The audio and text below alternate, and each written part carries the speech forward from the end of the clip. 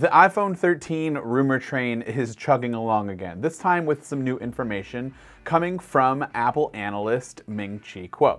He touched on a few other future products as well as just the iPhone 13 or the 2021 iPhone lineup that I'll mention later on in this video. But we're going to start off with the 2021 iPhone lineup, which again I'm going to assume is going to be called the iPhone 13, so that's what I'm going to refer to it as. Kuo confirms the support for 120 Hz refresh rate for the Pro models, which has been a rumor that we've heard for a really long time now, so it's nice to get some more confirmation on that.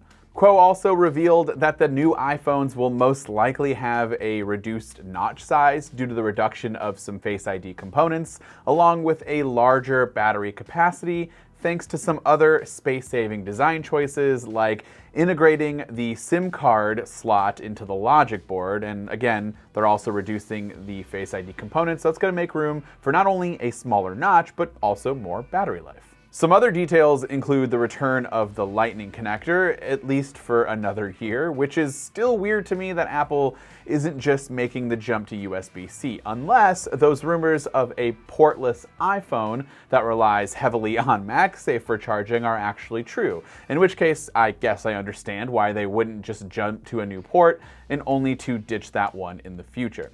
Kuo says as of right now, the MagSafe ecosystem is just not mature enough, and so Apple is just going to continue on with Lightning connectors for its iPhones until MagSafe is ready. Kuo also mentioned that each phone should come with Qualcomm's Snapdragon X60 modem, which offers several 5G networking improvements, and despite rumors of the LiDAR scanner coming to all models this year, it appears as though the LiDAR scanner will stick with the Pro models for at least another year. A few weeks ago, we did a video surrounding some other rumors that were circulating about the iPhone 13, like an astrophotography mode and an always-on display potentially coming. And so if you want to check that video out, be sure to click the card in the upper right corner.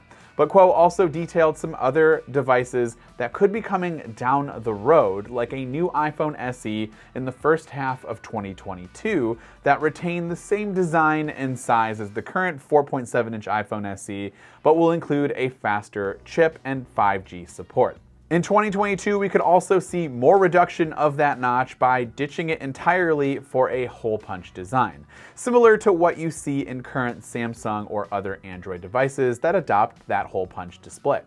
Kuo said the hole punch display design would be adopted by high-end 2022 iPhones at a minimum, and if production yields are good enough, all 2022 iPhone models may use this design. Unfortunately, we don't have any information on how Apple would actually house Face ID components without the notch, assuming they decide to stick with facial recognition system in general. But I know a lot of you out there are not fans of the notch, and so I'd love to hear your comments about a hole punch design over a notch in the comments down below.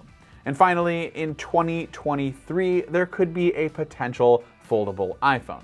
This iPhone would come in at around 7.5 to 8 inches in terms of display size, and some reports indicate that Apple has been working with both Samsung and LG on foldable OLED technology that could even support the Apple Pencil. Now, this foldable device is still in the research stage, and so there is very little details, and also it's very possible that Apple could just decide not to proceed with it in general.